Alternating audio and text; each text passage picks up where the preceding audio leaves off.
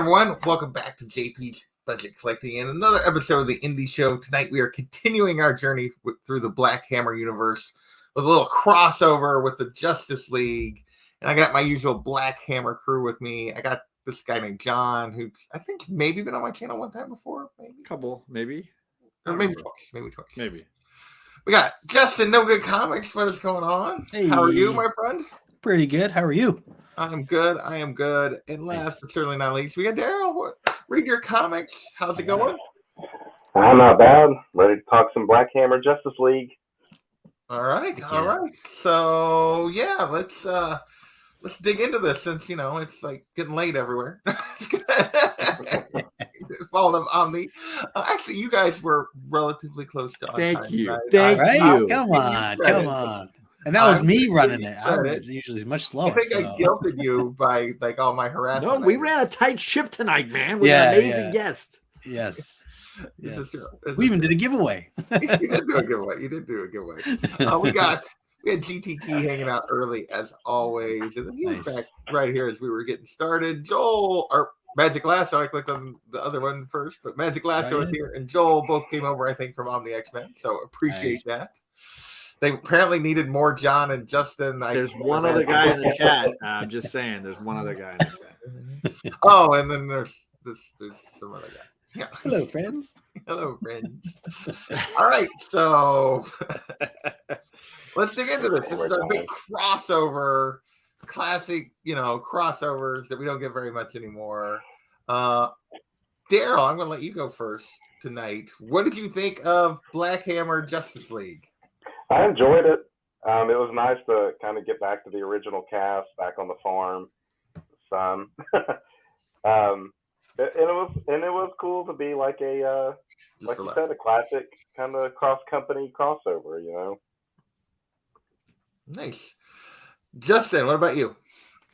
Yeah, I really enjoyed it. There are definitely some really funny scenes and scenes that just had me laughing out loud.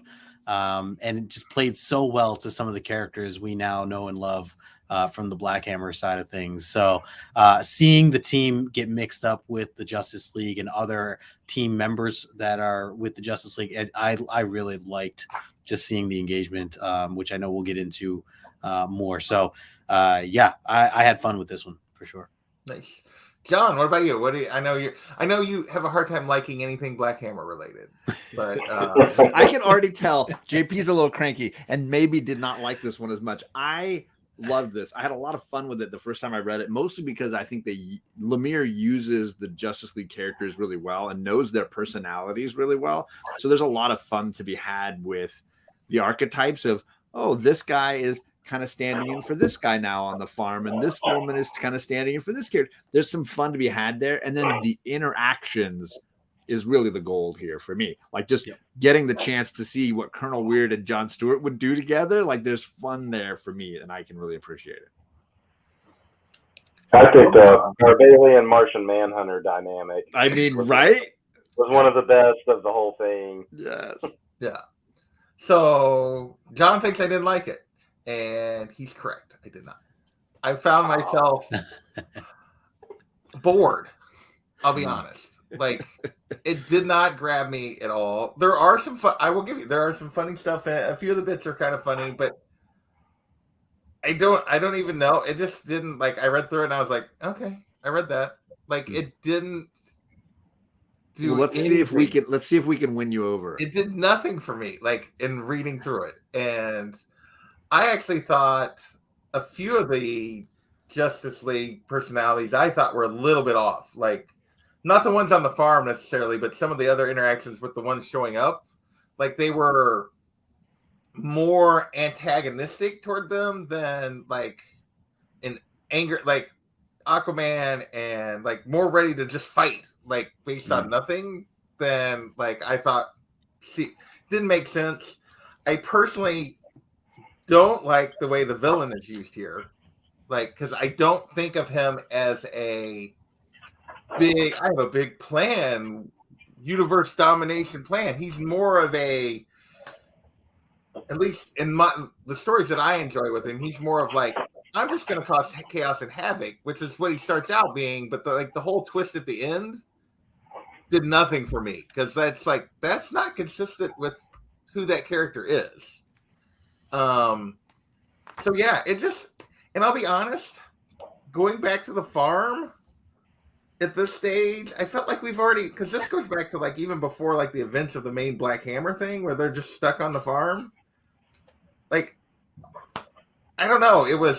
I get it. Gail doesn't want to be on the farm and she's mad about it. And Abraham's, like, I don't know. It's just, I didn't feel like it added anything to my enjoyment of the Black Hammer universe in reading through it. So I think that going into this for me, my perspective for it, or my expectations, I should say, were I wasn't expecting it to really add on to or progress anything from what we had already read. Knowing that the Justice League is involved, I had viewed it as like just, okay, this is just probably going to be like a one-off story that's just silly and, not tying into anything relevant to the background stories of Black Hammer and the details we've read. So I think that's why, like, for me, it kind of hit my expectations or my lower expectations in that it didn't even, I wasn't expecting it to progress the stories of the characters we already met. It was really just more of seeing what would happen if they did meet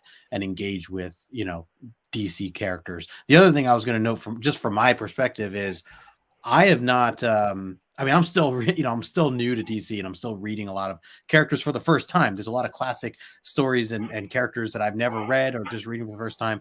So I also don't know necessarily how some of these characters should act compared to how they act in here. So, because JP, I've talked to others too who have said they felt similar, where like not all the characters were, who they are. DC characters they didn't play as who they really are. And for me, it didn't affect me, I guess, just because I'm like newer to them or whatever. So again, or because Arthur Curry's a chump, so whatever. Yeah, or a little bit. A good-looking chump. To answer Kylie's question is, and John's right, is you need to read at least those first two Black Hammer traits just so you understand who these people are that you're interacting with. Because if you don't have any history on who they are and what they're about or the farm, then it's just going to be kind of confusing. You don't have to read like all of Black Hammer to get this. But those first two. I would say the first two or even three. Well, really just the first one if you just want to get acquainted with the characters. Yeah. And know who they are. Yeah. There are solid context. You need to have at least a little bit of a basis in Black Hammer in order to like understand this. All right, well, let's dig into it here as we see if you guys can convince me I'm wrong that I've enjoyed it more. So we start off, and we're back on the farm, and we are seeing the characters, and this could be basically at any point prior to or around the time of the first two trades. Like, this is obviously clearly before a lot of the main events that we've had previously in the series. This is something out of time, and we get a strange visitor that we don't know it is that's coming to the farm, and like everybody's all like and I just blanked on Madame Dragonfly is all I was like blanking on her name all of a sudden. It's all like someone's coming, something's happening, that something's out of place. And of course they don't take her very seriously because they just don't. So what did you think of our reintroduction here as we start off like this? And then meanwhile we're getting the Justice League battling Starro. And then suddenly this same guy appears to them. So what did you guys think of this appearance, the way this starts off? I'll let John go first. Let him start making his case here. To your point about the farm, like at the point when this was published, we hadn't really gone far beyond. I mean, we're reading this a little out of order with where it fit, I think, chronologically. Because I didn't have a copy of it yet. Yeah. And so it's not like we've seen them off the farm a ton at this point. So for me, it was like, no, I chronologically, this felt like it went before. And so I was fine with all of that. I did know instantly who the villain was. Like I knew on page, like the first time he shows up, I know they kind of tease it because his appearance doesn't look traditional to the character. I agree. It was pretty. But I it was knew obvious. instantly, and that was kind of the fun of it, is like waiting for the reveal. For me, there was a little bit of fun there in this iteration of this villain. But yeah, I like the setup is very simple. The hat and the mustache, I think, were the giveaway. Right. I knew immediately. I was like, oh, well, maybe not on the first page, but like by the time he's talking to the Justice League, I'm like, I know who this is. Yeah. Like, Well, the whole fact that it's portraying him being in two places at once, Yeah. like it's pretty obviously that he's having these two conversations at the same time. Like it was, and like it was pretty clear to me, like immediately that who it was, and so it for those watching it is our, and this is maybe the character I felt like was, like I said, that I felt like was maybe the most off on tone, at least in the stuff I've read. Now I can't say that I've read every one of his stories, but like I've like this whole that he has this grand plan thing at the end. I was just like, wait, that's not really his style. Like he just likes to F with everybody. Like, I mean, I guess maybe that's all he's doing at the end too. Yeah. You claim that is is, kind of what he's doing. is to I get think- access to F with more people, but Yeah, I think he's definitely like, I always viewed him as more of like there's a collector element. Like he wants to get mess with everybody. And the concept that he would come across a part of the world that he couldn't access, would probably make him into just a frenzy. Yeah. And so this is clearly just him using his chaos that he's so great at, because he is an agent of chaos like the Joker. To achieve that end. So I didn't view it as like some crazy master plan as much as he was like, let me just do my shtick, and I'm sure at some point I'll get a chance to tinker with this place. maybe. I mean, this little. Well, and we're skipping ahead, but like, so anyway, we get our. We get it. Wait, can I What? just say I had no idea that this was a character until, I mean, the way you guys are talking about it right now, I'm assuming he's a DC Yeah. character. He's a classic Oh, so- Superman. He's a Superman villain most Yeah. often. Okay. And you Yeah. can, if you watch, How do you say his name? Mixiaspitalik. Oh, okay. That's Yeah. really that's Mixes Spitalik. That's the way I yeah. always said it. Mixaspitalik is pretty The, close to how they say it. the joke in the comics and in the television series animated stuff is that like to make him go away, you have to make him say his own name backwards. And Oh. that's always, he'll show up and just like do some crazy thing to Metropolis until Superman is able to convince him to trick him somehow into reading his own name backwards. Oh, wow. That's so weird. Okay. And then Yeah, he there's a just great goes away and definition. everything goes back to normal. And then and then he just goes. It's comparable to Star Trek: The Next Generation fans who like Q, who Q. often shows up to just wreak Oh, havoc yeah. to Okay. Jean-Luc Picard and has this Oh, Q. epic and seemingly endless power Right. Yeah. to cause chaos for his own entertainment. Okay, yeah. No real, If- Yeah. nothing for Yeah, money you wanna or quit- anything like that. Lasso is If you wanna correct. It's quit- like there's a time frame. I don't know exactly what it is, but if he says his own name's backwards, he's not. Once he comes to our dimension, Yeah. because he's from the fifth dimension. Yeah, okay. Once he comes to our dimension, when he leaves, he has to be so long. He can't just immediately come back. Yeah. He has to wait a period of time. Wow. So that's like, but yeah. So to give you an idea of like the personality in the Superman animated series, they had Gilbert Godfrey like voice it. Oh, okay. So that just He to give was you an- so good. He was. oh yeah, I so still like when good. I read his dialogue, it's still Yes. Gilbert Yes. Yeah, I was- Yes. Godfrey. I mean, I was gonna say that, like, Justin, if you want a crash course on him, there's an episode of that, which is, I believe those are on HBO Max. I'm assuming Probably. you have yeah, HBO they Max. are. There is an episode with Mixaspitalik in it that, I mean, it's a wonderful episode, and it's got this great montage of like him coming up and Superman like quickly, like it's like Superman's already kind of planned how he's going to trick him the next time he pops up. So there's like a 4 or 5 event montage in like a minute where it's like, Superman keeps tricking him into like saying his name backwards. But it's a good, like, I mean, what they're like less than It's a 30 very minutes. silly villain. Okay. Yeah, Yeah. yeah. I really thought that this was like something Jeff Lemire just Oh, came that's up funny. with. That's like I think he looked like this, like seeing this scene here. I think he looks awesome. Like I don't know him, but It's a wonderful I just thought like he looked evil. iteration Like that an is evil- clearly more Black Hammer-esque than Okay. the Yeah. version we see later. Well, which when is I more saw the traditional. when I see the version later, I was like, oh, that's lame. Like I Yeah, like that's this, how he dark, this definitely evil looks. guy. Well, like, Yeah. so, at this point, Justin, have you been exposed to Batmite yet? Because I know No. you've heard more Batman. Hmm. So Batmite is basically Batman's version of, and he's Mhm. from the same dimension, has similar powers, but instead of McSpittalick, who like wants to mess with people, Batmite's like a fanboy. Yeah, he wants to Oh. help. He wants to help, only he never helps. Oh, Yeah, he gets in the way. Yes. So, oh man. I mean, so there's like multiple versions of these fifth dimension Okay, characters. imps Okay. or genie, and they're all basically smaller and they float through the air and they're kind of silly and yeah. Oh, wow. Okay. Wow. Interesting. So yeah. All right. So this is And in, obviously in Marvel, the equivalent would be Impossible Man. yeah.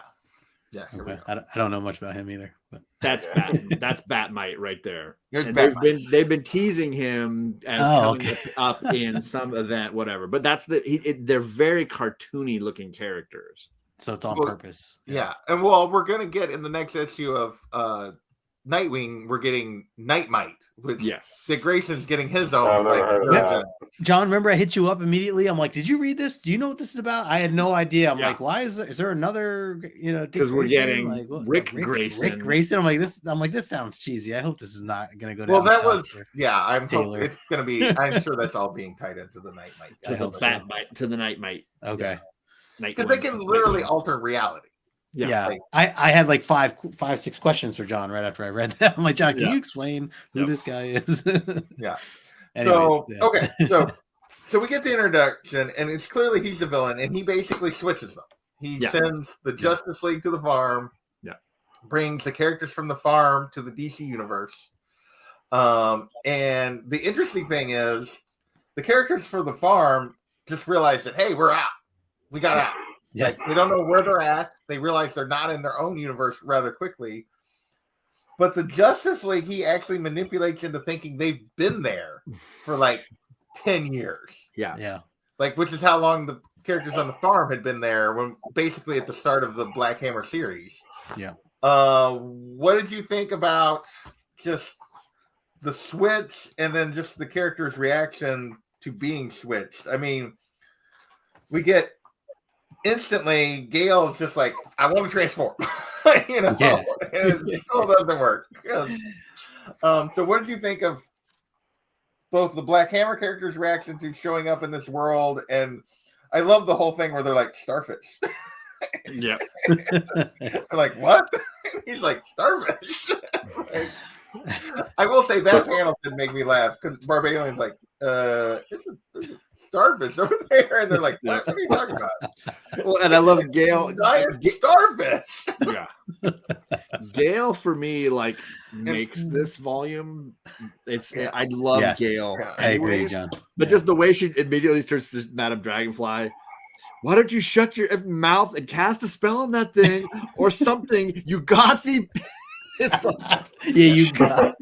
she's hilarious. She Like, calls her it- Creeperella at one point. I Yeah, think. it's so. And then the next bit when she's like, "How come I can't swear here? Every time it comes out as Yeah, yeah. weird." Yeah. You see that? funny. She's Yeah, pointing she's at the pointing word bubble. Like, Did you it did it again? What the? And then she gets hit right with a star right in the face. Ah, for me, she's a great audience member. Like you are her. Like you feel Yeah. she's dealing with all of these things in the moment. She's so in the moment. She's us. Yeah. And she just slays me, man. I love her in this. Well, I will say this is probably my favorite sequence of the book. Is right here is like after because her reaction to being there, and then she gets hit with the starface, and then she immediately starts attacking Madame Dragonfly. And Dragonfly's me like she's faking. It's so good, right? It's so good. And then we They're find all, out that yeah. after Barbalian removes it, her first response is, "I almost had her." I mean, Yeah. she was faking clearly. It's so good. It's Yeah. so funny. No, And that's then the because the of Gale. reveal of the Justice League members, very The remaining. Frontier look. That look to them Yeah. feels the DC New Frontier style animation Yeah. art. I love that panel. And the color palette is like that too. Yes. And the color palette kind of changes. I'm just now noticing between when they're in the DC universe versus being on the farm. Which is a tricky thing to pull off when you really just have Yeah. one artist doing The farmers it. like darker shades and everything. Yeah. Yeah. Yeah. I was gonna hold these two panels are like some of my favorites here. This one where it shows from behind the villain and you get like similar poses from both Right. sides. And then Mhm. down here, this one, I just thought it was so Yeah. awesome Where to they see swap. this. Yeah, the full transformation between the teams. I thought that was really cool too. So those two. In general, I really enjoyed the art in general. Mhm. There's like some kind of texture to the coloring too that I couldn't quite. It's almost got like a drip on it or something. Who's the artist again? Michael Walsh. Yeah, Walsh, Michael Walsh. Yeah, I'm not familiar with him. Me but neither. In general, I do like this. I like the art in it. Yeah. So I love And, our Black Hammer people in the DC universe. How I'm curious, like Daryl and Justin, how you felt about like Batman and some of those guys in the Hammer universe. Oh man, I thought it was great. I like how much of like a replica they became. Like Clark just like standing there with a cup of coffee and enjoying the farm As a farmer, right? He was just like Abe. He was so much like he took over like Abe. And then like and I love that, like I know we'll get into it, but like Batman or Bruce going around town late at night and like stopping people from like getting the cows or whatever. Like I was true, and we get True Heart, like all that stuff. Yeah. So I liked seeing a lot of the swap that they had there. Even actually from the beginning of this episode, this issue compared to the end of it, we even saw that swap where it was a Talkie Walkie working on this contraption in the beginning. Like, wait, he almost has it, Abe, and Abe's like, well, we could use those. I need my tractor back. The dialogue is almost exactly the same. And then they completely copied that. And I know Jeff Lemire has definitely done that before for a lot of his style of writing, just like almost replicating a beginning and an ending, but meaning two different things. I love that, and that they did that for Bruce, trying to tinker and figure the same stuff out. And Superman's like, I got real work, let me do the real work. So yeah, I really liked it. Daryl, what do you think of the Justice League on the farm? Yeah, I mean Justin kind of hit the high points for me too. I love like not only just the patrolling, but he was also calling the barn the Bat Cave. Yeah, right.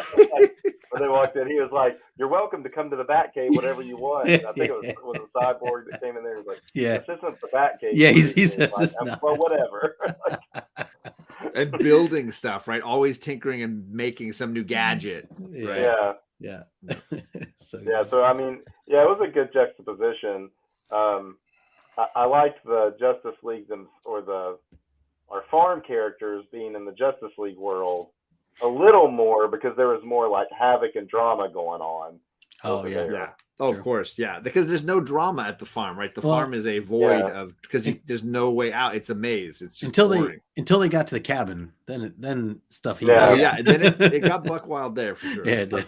Now I expect when they got to the cabin, I was expecting them to get into the cabin.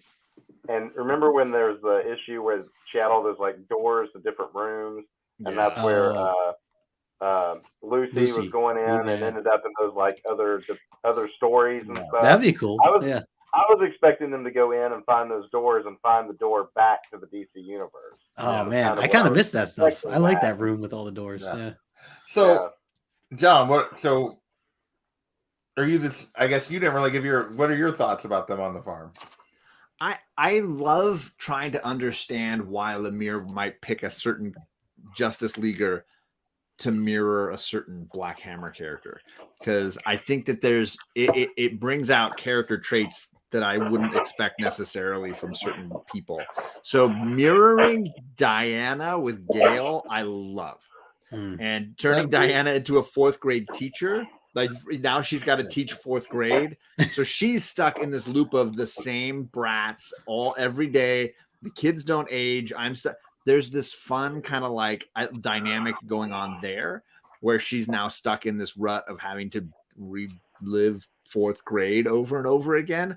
And she's a warrior. And what is a warrior going to be doing in peacetime? Like stuck in this, much like Gale, who's been like a lifelong superhero warrior stuck in 4th grade. Like their frustrations are wonderfully mirrored. Now, Diana is a very different person from Gale in a lot of ways. She's not going to be chain smoking or drinking herself to death in these situations, but the resignation and the frustration is a very interesting mirror between the two. See, and this is the part that really didn't work for me at all. Like, because Bruce is the only one that works for me. That he would be like constantly and the patrolling stuff, that one works for me. Like Diana and Clark, I think are poorly represented here because Clark is not Abe. Like the show's Clark is basically, and there's a little line he says, "I didn't really give up," but Clark's not giving up. Like, but here he really is represented as having given up. So and like Clark is hope. Like I think of Superman as hope. And so is Wonder Woman in a lot of ways. And so is Diana both. Both of them are hope. And here, like, they're both represented as having given up. Like, they're basically telling Bruce to stop trying.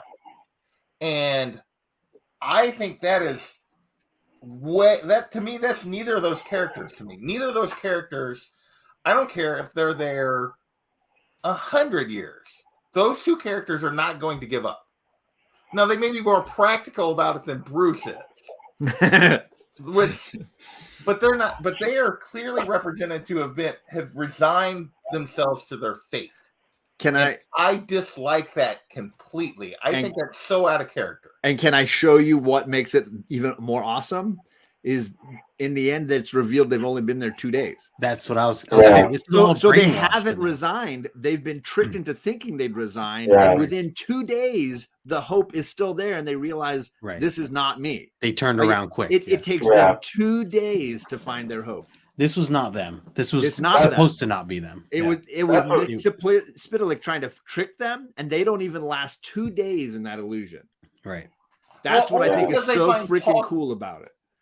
See, but then I don't know. For me, he tries to spin this whole 10-year illusion on them, and within 2 days, the sham is revealed, and they've worked their way through it. I love it. I don't know. It didn't work for me that way. It didn't like. I couldn't get past the fact that they were just like. But see, to me, it's they don't work their way through it. Bruce and Cyborg find Talkie and figure it out because Talkie tells them. Like to me, it's not that they're overcoming it; it's that they figure out, oh wait, this is wrong. Like because they're confronted with evidence that it's wrong. So for me, I guess there's just a difference in how they get through it that doesn't work for me. I guess I don't know. In this scene, sorry, go ahead. I was saying, like I agree with John that like I think it wasn't that they necessarily gave up; it's that they were being manipulated. They were being tricked into thinking that they'd been there for so long, right? And there was some like mind wonkiness going on with them. But my point of that is, I guess my point of that is, even if they thought they'd been there for 10 years, they would not be in the mental space where they are right now.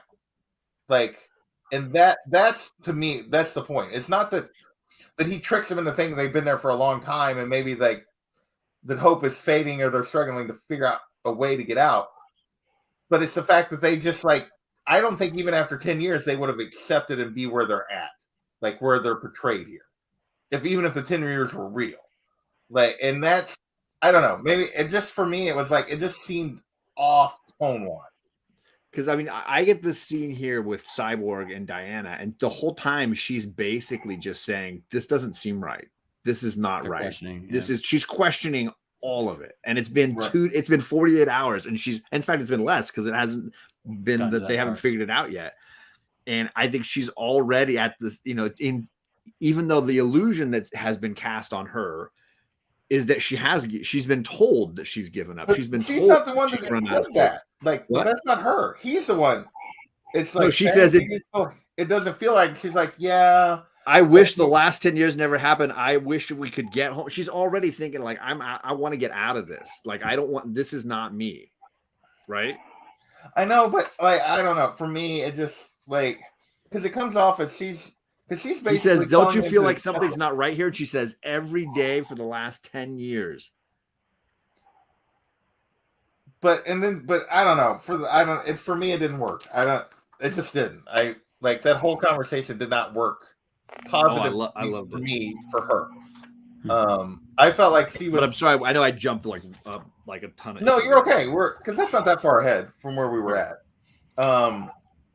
Because the farm stuff really up to a point is really just about them like, and I don't know. Maybe that was why it just kind of like it didn't work for me. It's just because she's like, it doesn't sound crazy, but it does sound like wishful thinking. I wish the 10 years had never happened either, but I wish we could get home. But most of all, I wish Barry hadn't, sacrificed. Which is a great hook to the reason why they would have given up is to kill one, quote, kill one of them, right? There has to be a Black Hammer, and it's Barry in this edition. That's all you gotta say is just holy. Tricky Traps him says holy, and then he runs out of here. All right. So while this is going on, two other things are happening. First of all, you showed the scene. The Justice League arrives and takes them into custody. Yep. And questions them about what the heck, where they came from, and what happened to their friends. And then Colonel Weird, of course, is out in space. I get my Green Lanterns, man. I get all my Green Lanterns. Yeah. I love it. And he, of course, is like out floating in space. And they're I tried to make the joke. It didn't work. It worked for you guys, but I love this. Great. And then manages to show up on Bizarro World, and yet there's Bizarro. Why are there Bizarro Black Hammer characters instantly? I love it. I'm not saying it's not like interesting, but it makes no sense. Why not? Obviously, I saw that. Now I will say I thought they should have done a little bit more with them because it was just for like a couple of pages. But when I saw them, I was like, "Oh, that's pretty cool." Bizarro Black Hammer character. He tries to go back to the farm, but now the farm is not the same as it was. The farm is different in the Justice League world. The farm in the Justice League world now has Bizarros on it and is just because everything is broken now. So he can't even jump through the Parazone to get back to what he knew before. That has been shifted and that is broken now. So he can't, obviously Mxyzptlk's not going to let them just go back and solve this. So he's put barriers up. So now going back to the farm puts him just right in the smack dab of Bizarro World farm. Well, but he didn't say it. He just says he teleported to the nearest sentient world, and it just happened to be the Bizarro World. He's not trying to go to the farm there. Like, it even says, like, when John shows up, he's like, I teleported to the nearest sentient world and hope to find answers. I mean, to me, that's just a fun little thing to stick into this. I don't know. It just was like, I don't know. It was like, what? Justin, what do you think? Am I just no fun? I could tell the second we got backstage that JP hated this, and I'm like, each moment I'm loving this more. I mean, so I don't know. I mean, again, still like just learning a lot of like the DC characters and villains. I know of Bizarro, but I don't really know like much about or how he works or the family of them. So I didn't really know this context of it. I just went with it as I was reading. I didn't know if what would have been correct or incorrect versus, real DC writing. So it was fine. The thing that got me that again, I think issue 2 and issue 3 being my favorite is where Aquaman comes in and she's just like, "Hey, sailor, what lagoon have they been hiding you in, handsome?" And he's like, "Please stop looking at me." I love it. Go ahead and play hard to get, fish man. I like it. Yeah. So good. Like that's the stuff to me that just made me love this series as a whole. Was just I will be honest. And in the end, Barbalian asked about him too.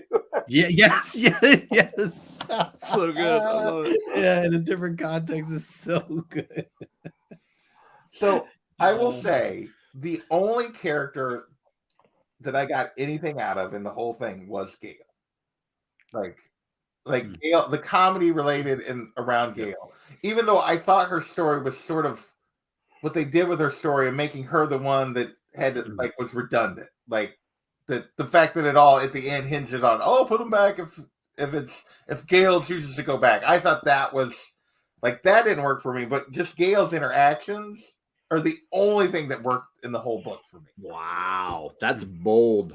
I mean, like Barbarian was a little bit the whole not a Martian, like not a Martian, green Martian, like so good. That it was okay for a little bit, but I felt like that's all they did with it. Like, I don't know.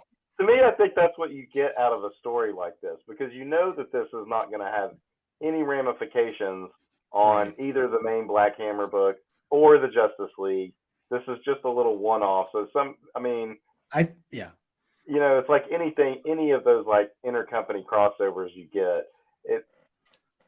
It's mostly vanilla. It's the interactions between the characters that you're looking for.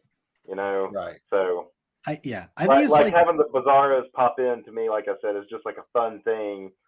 I'm not really expecting it to have like a major impact on the story. It's like, oh, well, I need to know why these Black Hammer characters are suddenly Bizarros. They just are for fun and for no other reason.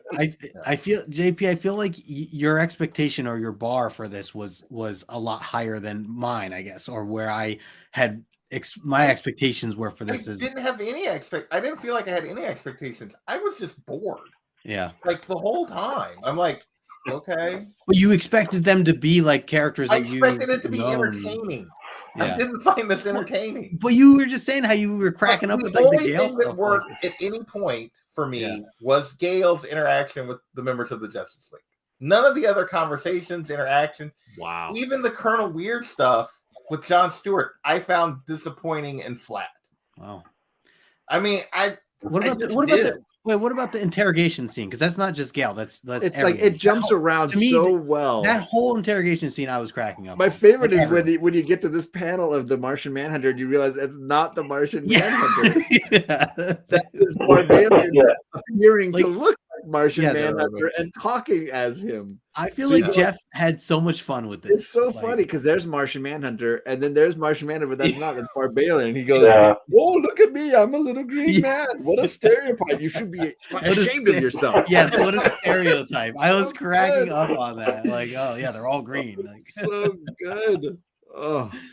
Do not raise your voice to me. You know I could turn you into a fish if I wanted to, don't you? It's so perfect for her. And then you get to this bit where they're all finally able to talk to one another. And I love the exasperation of Barbalian. For me, that's what works a bunch for the Barbalian character is he's exasperated by the fact that like this is what they have to deal with because he knows he's able to get out of this whenever they want to.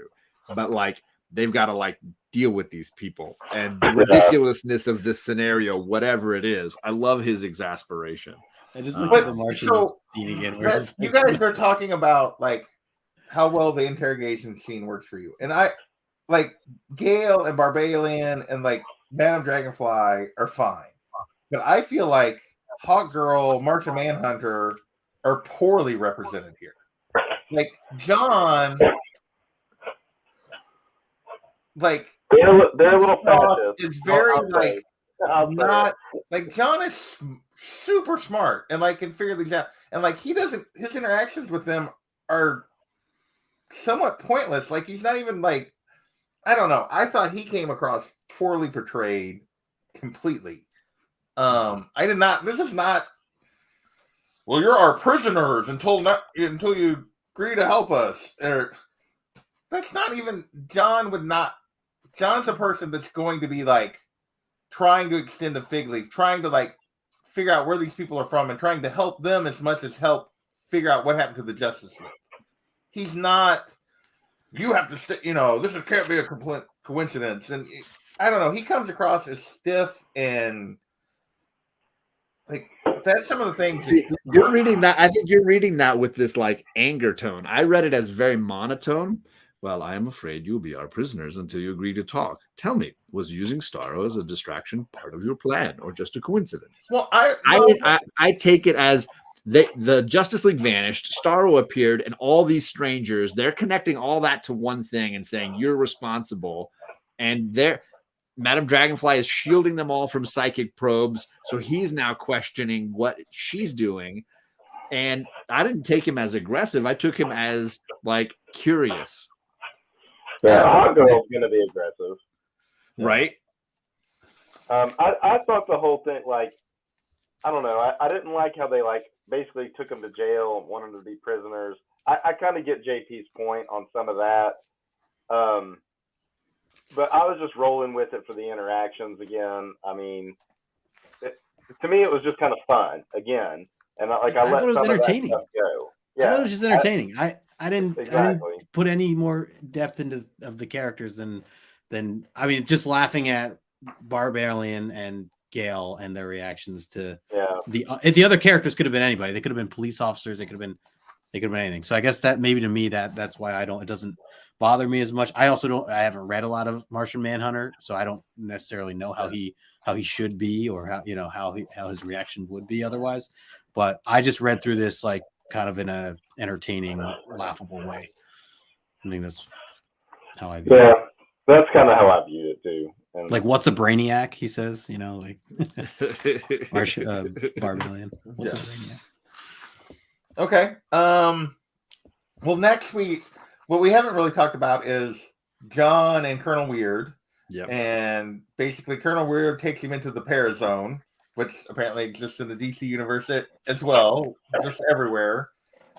And they go and see what happened when they arrived on the farm, and we see the difference between John and Colonel Weird right off the bat. It's like John's like, no, if I can save him, I'm going to save him. Like when it comes to Barry, we left out the whole part about the Flash being. We didn't even discuss that, did we? I mentioned that Barry Allen was the Black Hammer. They all thought he was dead. Yes. Yeah. But I also love the idea that Barry could potentially run so fast as to cause an anomaly in the farm.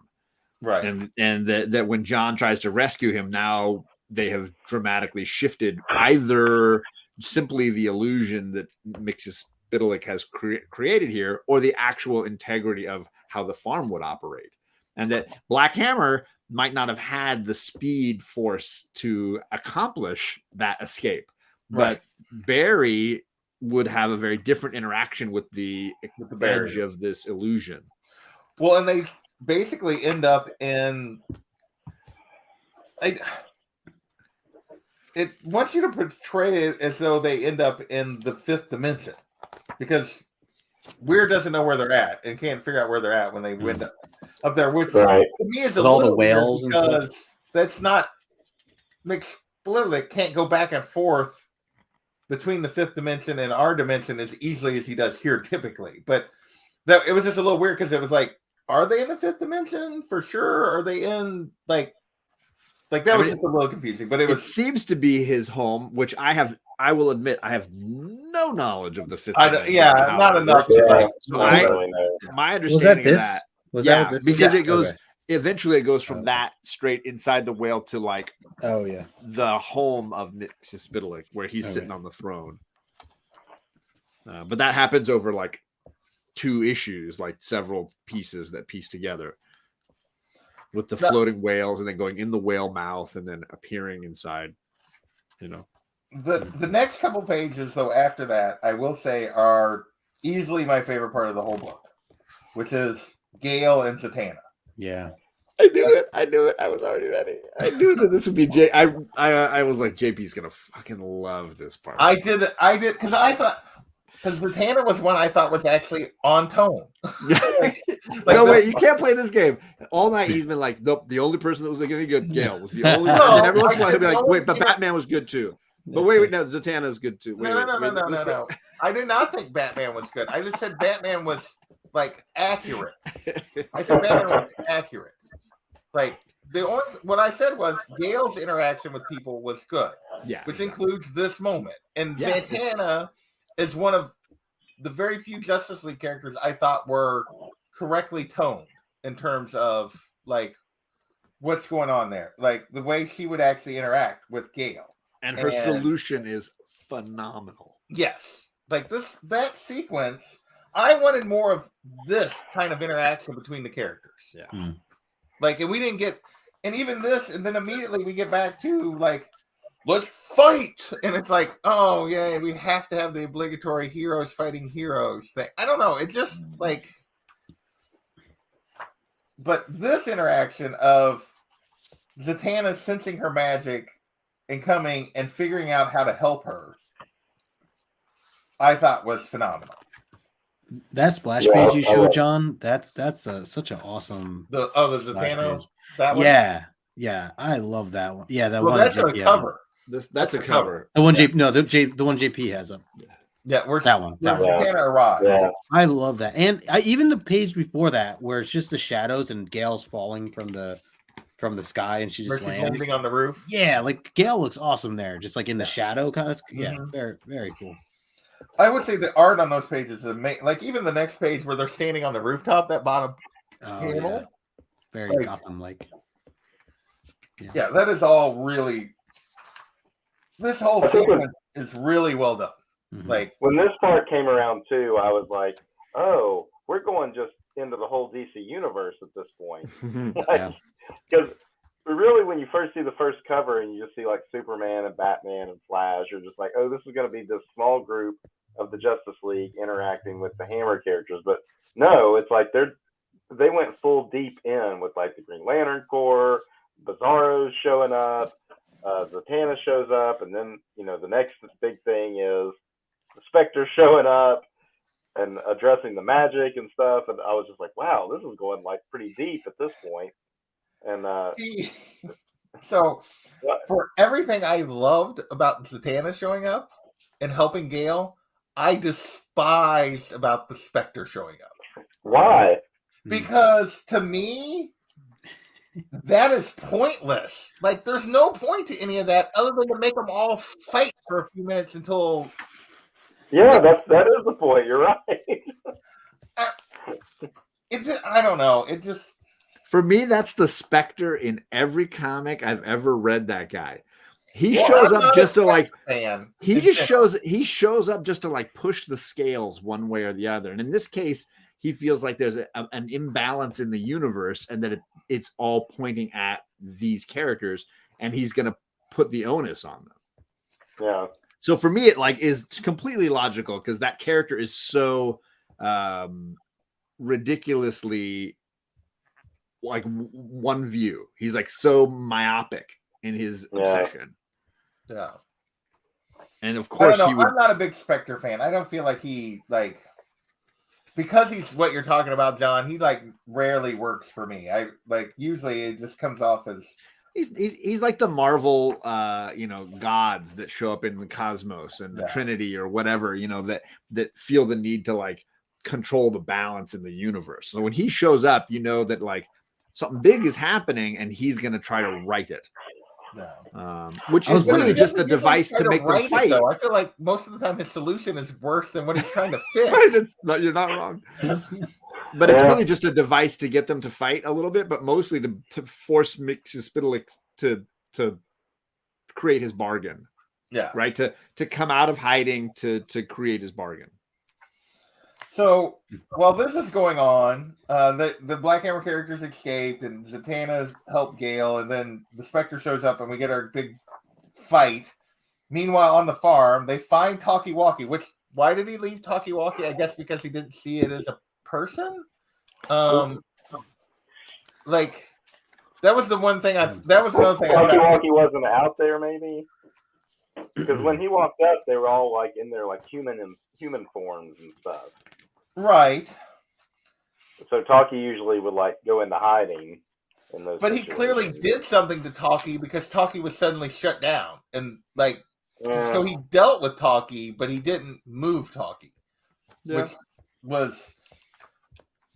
Yeah, I mean, maybe just looked at it as a machine and just.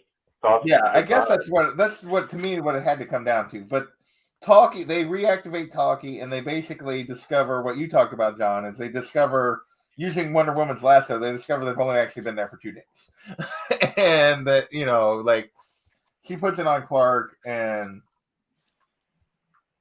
I love how they instantly go get in their uniforms again. Yeah. like the I first like thing when they that pull Bruce. it out. Yeah, it's like the first thing Bruce wants to do. Where's my costume? I do like the lasso scene and how Clark gets these flashbacks of all the memories immediately come back. I thought that Yeah. page, Yeah. this will turn here. This like page here looked really cool. Yeah, that's cool. Like as a single page or whatever. And then Mhm. even down here, him being at the bottom. And the loss of Barry Yes. shredding away. Yeah, oh yeah, that's cool too. yes, Magic Lasso, the lasso. Yeah. The lasso is Magic hugely Lasso. important in this book. So then we jump to what we talked about. We were getting to earlier, which is Barry, John, and Colonel Weird in the 5th dimension, and they make it to our bad guy, and we've talked about it. We get the reveal. There's John showing the reveal of who the bad guy is.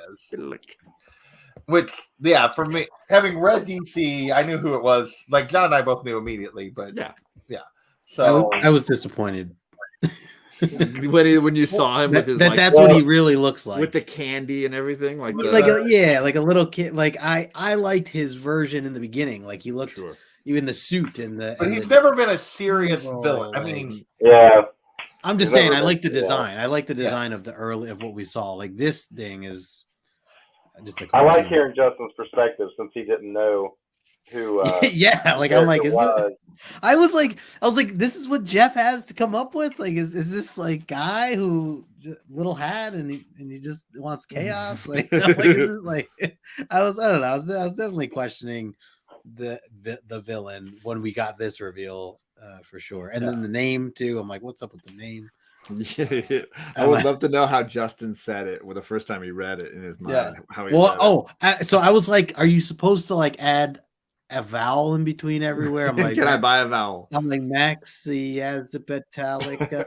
Like, but that's that's a really long name. I was like, I don't know what that's supposed to be. I was just calling him Mix, Mr. Mix, like reading reading Yeah. the podcast. but, which is a lot of people do. With, Oh, Mi- Mixie. A lot of times you'll get Okay. referred to as Mixie. yeah. But He's got half price souls as a sign in the background. yeah, I have my souls in the back. And on the steps it says watch your neck. Instead of like watch your step, like at the bottom staircase, it just says watch your neck. I'm like, what is this guy? Little lollipops hanging out. Yeah. So meanwhile, while they're negotiating with Mixie, the Justice League discovers the hammer and discovers the House of, well, it's not the House of Secrets, what is it? The House of Horrors. Yeah.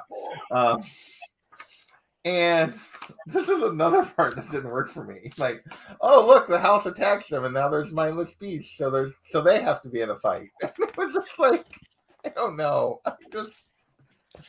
Apparently I'm anti-fun because I didn't. Definitely. I We've didn't always watch known any that. of this. It feels like Superhero this- comics. Yeah. I'm used to doing shows with Alex, so you're not phasing me. But it just seemed pointless, like because it was. Because in the Well, end, yeah, it is. It there's is. nothing. They're just like when Madame Dragonfly comes back, they're just like, oh, they're gone, and it's just. And the whole thing, like, so they negotiate, and Mixie goes back to the DC world where the Black Hammer characters are, and he's like, all right, we'll put an end to this, but everyone has to agree to go back, including Gale, and Has to be her choice. it has to be her choice. And that whole 2 pages sort of ruins the Gale stuff in this book for me. Like, because there was never any, like, despite everything she says, like, there was never any, like, question that she was actually going to go back. Sure. Like, and maybe it's because I'd read so much of the other stuff beforehand. Like, we read this later because I didn't have a copy of this or whatever. But we've already covered all that ground. Like, with her. Like, we covered all that ground in the Black Hammer where they choose to go back to the farm, like, where they recreate it. We've covered all this ground with her. So I was like, So this is to me it was redundant, like for Gale. Hmm. And now if you read it in a different order, and I'll be honest, if I'd read it in a different order, I think it would have like hurt the other book because we've already seen that she chooses to go back when she's confronted to it. Like he uses the same trope twice in his storytelling here. And I realize if you don't read it, like if you don't ever read this because it's a side thing or whatever, then it's not. But that's just me. Like maybe why is this different, John? Why does this work for you with Gale? Well, this one, the decisions are different. Like the because it's the why. It's kind of like, you know, I get that it's anticlimactic in the sense that you could tell that the second he says she's got to agree to go back, like she's gonna agree to go back. But it's kind of like watching Ocean's 11. Like, you know, they're gonna steal whatever crap they're gonna steal. Like, you know, they're gonna get away with it. It's more interesting. Like the hows and the whys are the reason you watch, right? And in this case, it's how does Gale get convinced and why does she choose to go back? This story is simply her agreeing that she doesn't belong here and this is not where she goes, and that it's harming other people, and she's able to look beyond herself. The bigger Black Hammer story is looking at her place in the world and really look. You know, I think that the choice that she makes in the bigger story is far more complicated than this one. This one is very simple, and the bigger story is more meaningful because that's the rest. She's knowing that that's the rest of her life. Going back to this decision is her knowing that, like, okay, I've left the farm once now. Going back there is not forever. This is me doing something for these people because I don't belong here and they shouldn't have to suffer. But I know I can get out now, and eventually I will. The other one is her choosing. That's a huge choice. The other one, it's the magnitude is on a whole other level when she's willing to go back, because now it's like, I'm willing to go back knowing what it is, knowing what it'll mean, and knowing who I'll be when I go there. That's like choosing your prison, knowing, you know, what it feels, the magnitude just feels on another plane. I don't know. For me, it was just like, oh, we're doing this again. That's kind of what I felt like. Justin, what about you? Did it work for you? Ignore me. Did it work for you? Yeah. Yes. I mean, it ultimately it worked for me, but again, it wasn't. I wasn't expecting anything too heavy overall from the story, so I was just going with the flow. I feel like the way I read this, I think if anything, I was just most let down by the villain, just for not knowing who he was and not really caring at the end of like what his plan was, or the whole idea of just chaos. Again, not having any context to him. But the idea with Gale, you know, being on her and everything else, I was fine with it. You know, I didn't hate it. It wasn't like amazing either, but enough to just keep me going throughout the rest of the story. I am glad that she was able to get knock out Aquaman after he made the old woman crack, and she's like, say that line again, and laid him out. Yeah. Daryl, what about you? Did the Gale part work for you? I see what you're saying. Like, again, I see your point, but overall, they had to get them back to the farm somehow, right, fairly quickly and simply. So, you know, like Justin said, I guess I just wasn't expecting much from the wrap up, so to speak. So, you know, it was fine. And again, like the biggest thing I took away from the story is just the interactions between the two groups, you know, the two companies of characters. So, you know, the way it just wrapped up was just kind of like, okay, we need to wrap this up somehow. Let's make Gale be the deciding factor. And okay, of course she decided, like John said, of course she's going to decide to go back. So, I mean, in that regard, it worked. Did it, you know, was it a mind blowing like twist, wow ending? No, but you know, but again, we're getting ready to get back to the interaction between the two characters for the real wrap up of the story, which is them like having dinner together. Yeah. So yeah, we go back. They agree to go back, and of course, the Justice League is still for some reason fighting all the creatures from the House of Horrors because they had to have something to fight, and then they have to team up for like 4 pages before Madame Dragonfly, who controls all of those creatures, finally like zaps them back to the house. Like, I have to do everything. Well, you could have done that the moment you arrived and didn't. Although her and Mix Spitalik get a moment like where he's talking to her like on the bench, like while they're watching them fight. That was interesting. He's like, "Are you just gonna keep letting them fight?" Yeah, they like their team ups. Yeah, I mean that was the point, right? But And one thing.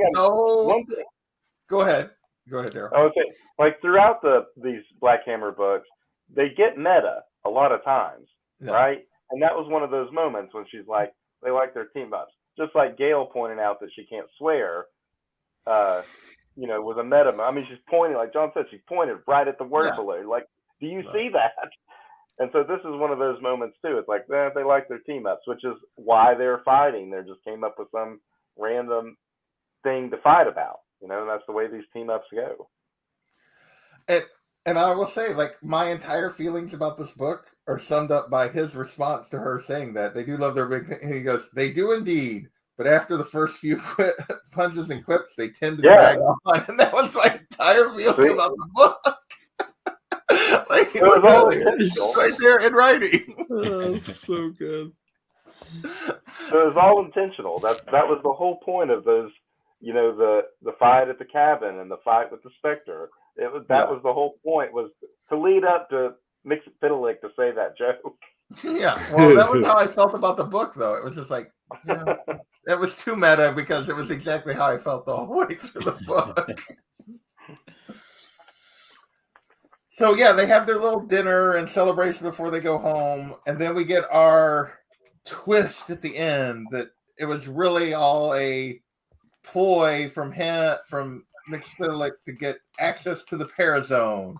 And so he actually had this big plan. It took me, because he's like, "Well, I brought you to the 5th dimension and you brought it with you." And he's like, "It took me a while to figure out how to get access, but my little Swapperoo game gave me the." So he'd had this goal from the beginning, was he wanted access to the Parazone. He figured out it existed, but he didn't know how to get to it. And so, yeah, we get a cliffhanger here of him now in the Parazone and Colonel Weird going, "What have I done?" And I was like, "Don't care." And that's the part I felt like was most out of character for him, is because he's not normally Mr. Big Planner thing. But so what did you think about the end? Justin, I'll let you go first. I haven't let you go first very much tonight. What did you think about the end? Yeah, I mean, I think it kind of cleared some stuff up for me, because I was, up until before we get to these last couple of pages, I was a little disappointed in the villain, in that I'm like, why? Like, why did he do all this for chaos? Like, Normally, yes. Right. Which again, not knowing who he is or anything, but then have this as a reason behind him. Like, oh, okay. Like, he actually had a plan. So to me, I bought into that just from the lack of context that I know of him. Okay. But I was actually appreciated that he had a plan this whole time, and that it's like technically looped open if Jeff ever wants to like continue writing this, which I have heard like rumors of discussions that eventually there will be something. I also like the ending of the panel towards the end. Like, he looked awesome there. Where is it? Like this scene here. Like, even though he where'd it go? Even though it was like still cartoony. I mean, it wasn't as cartoony, but it still gave him his, elf-like, shape right. and everything. But it was, I don't know. I guess it was just a lot more horror-like. I actually thought you were going to show the panel on the last page. Oh, that too, with the face and the hands. This is face where he's okay, that one too. That one too. Yeah, I do like that too. Cool. What was the other thing I was going to say about this? All right. This is like just big picture stuff, but again, not knowing who Mixie is or was, how come? And maybe this is resolved in real DC books. How come he's like free? Like after the Justice League like have dinner and they're like, okay, everything's happy, back to normal or whatever. How come they don't, as superheroes, pursue capturing or killing this Mixie guy? They can't really kill him. Dangerous. Like normally they just send him back to his dimension, and then he can't come back for a while. But can he just do But this he was again? and there was some inconsistencies here, is because he was bouncing between dimensions without regulation in this one, which is not normally how he works.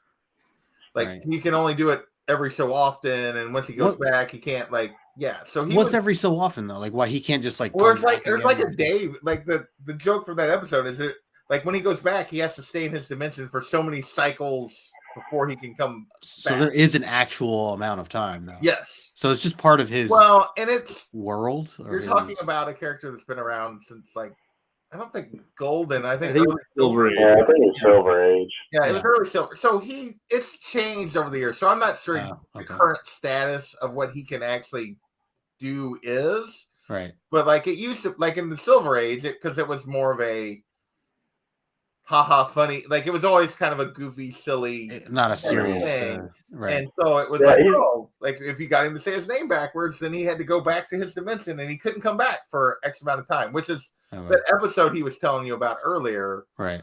Is completely about that. Like he's been waiting for the day, all these big plans to get Superman, and then like you see him disappear, and then he pops right back in the fifth dimension like 2 seconds later, and he's like, "Raj, dang it, son of a-" So it is like very purposely cartoony.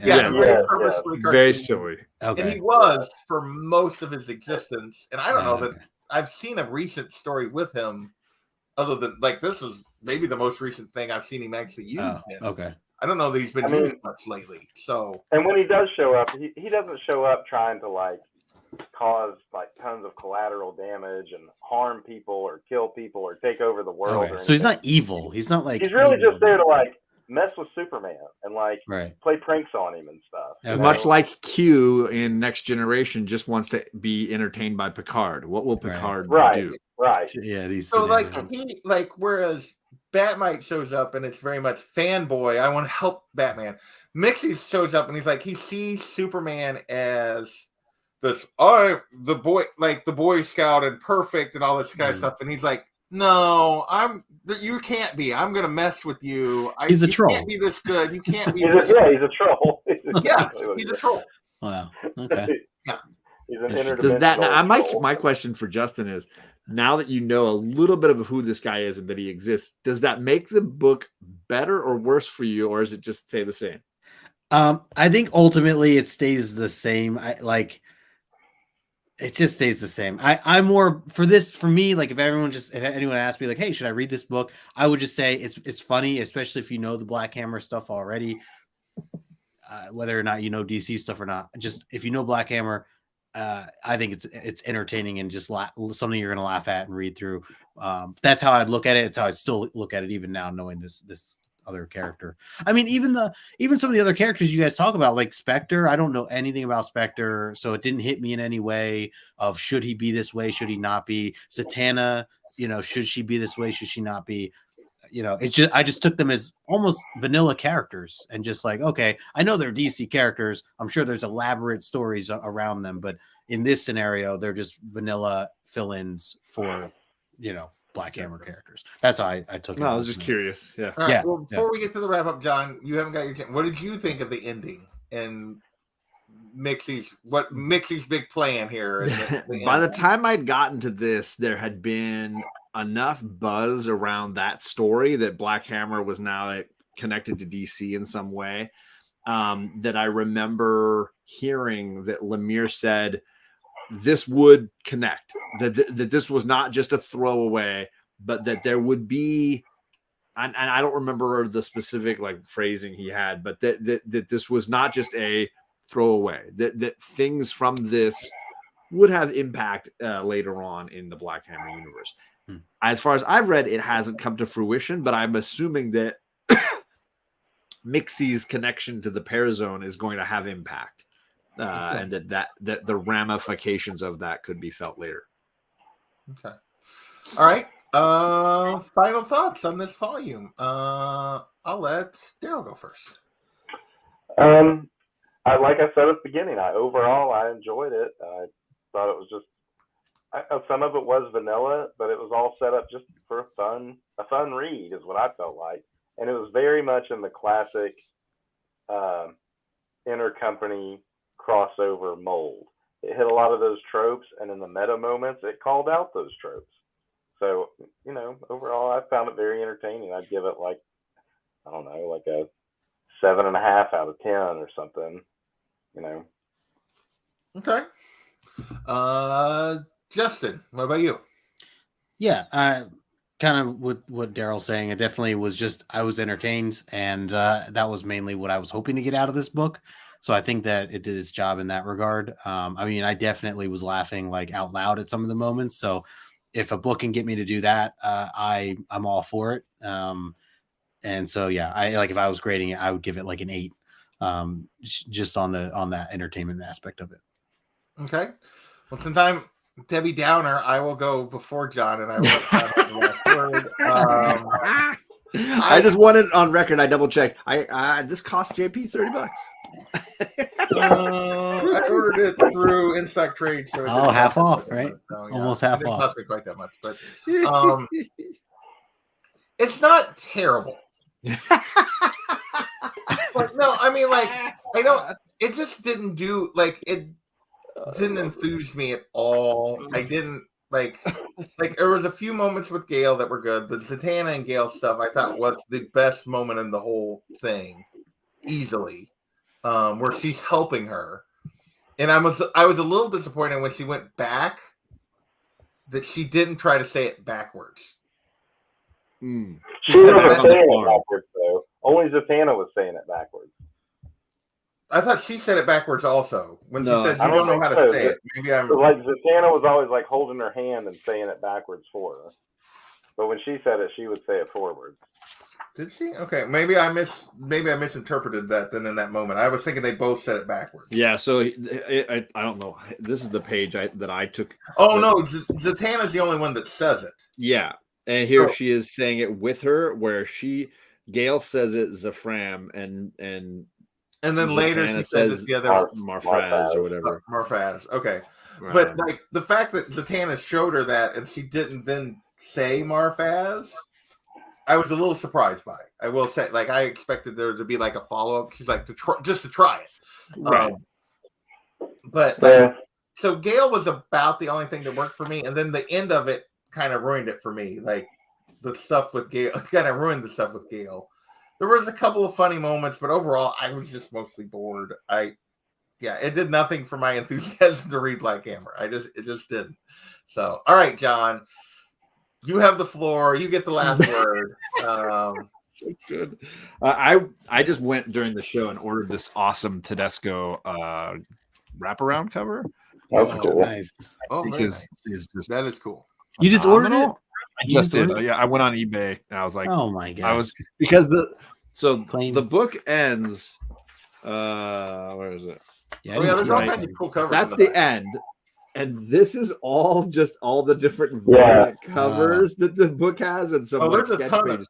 really There's cool variants. in there's the a ton of hardcover. stuff. Oh So that man, I just went and I saw that variant, and I was like, "That's a cool wraparound."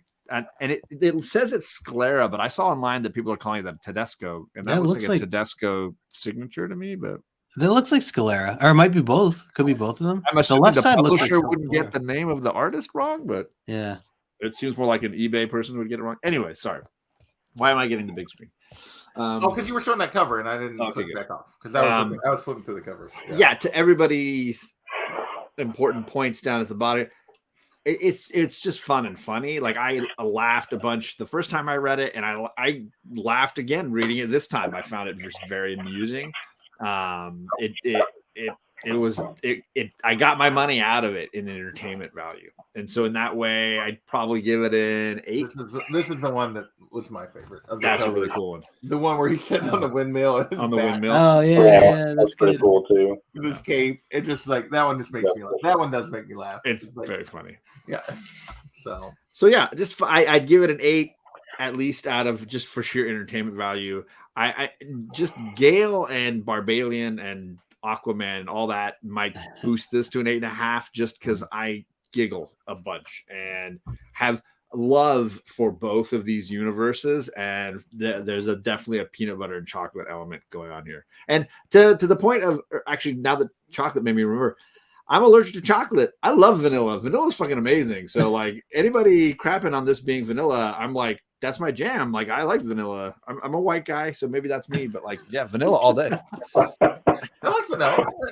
I like vanilla too. In the hardcover books, did you guys get the back of each cover, the back of each issue? Do you know how they're different colors? Like this, like issue 3 had this yellow, and it was a split upside down. So what they did, They were really cool. what they did was like they gave me that.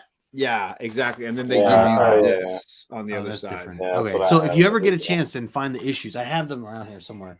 I'll find them. I'll take a picture. But they have different color codes, and all 5 of the blend that switch. One is upside down, one's upright, and they're of different colors. It just is Yeah, a it cool doesn't have that in idea. here. It's like a They back. did it similar, but they did it like No, this. it's a line down the middle, and you get like Okay. more of a They had a whole bunch Yeah. of like Golden Gale. I was like, that's just the one. So Barbie on the Okay. side upside down, interesting. but they do one they, for each. they character. seem to do a whole series of Golden Gale with Justice Leaguers. So there's like her arm wrestling Wonder Woman. Oh yeah, There's her like fighting Hawk Girl. Her flying with Wonder Woman. That's a Dodson cover. Dodson, yeah.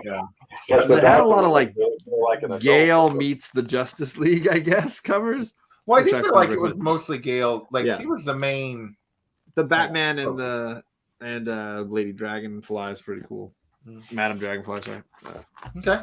So, All right. Well, we're way over an hour, so we're gonna wrap it right here. I want to thank Lasso for hanging out with us. I don't know who else is still hanging out with us, but I appreciate Lasso hanging out with us, and I appreciate these guys hanging out. And we will, at some point, I have ordered the next volume. It's in print, and I have ordered it. It's not here yet. it's actually out now. Yes. Oh, wow. Yeah, you can order it. Like I ordered it through Insect Trade. So Do you know what the first story in the new It volume is? is. I'm assuming it's the like Batman one, the Skulldigger and Skeleton Boy.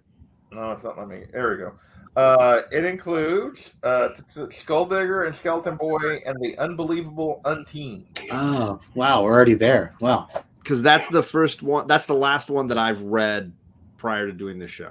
I can't believe we're already Skulldigger. at the Unteens. I feel like that just came out like It- 6 we've- months ago. We've or basically 8 months caught ago. it up with it. And Wow. Damien, the Sleepy Reader, is here. Oh, hey. Hey, Damien.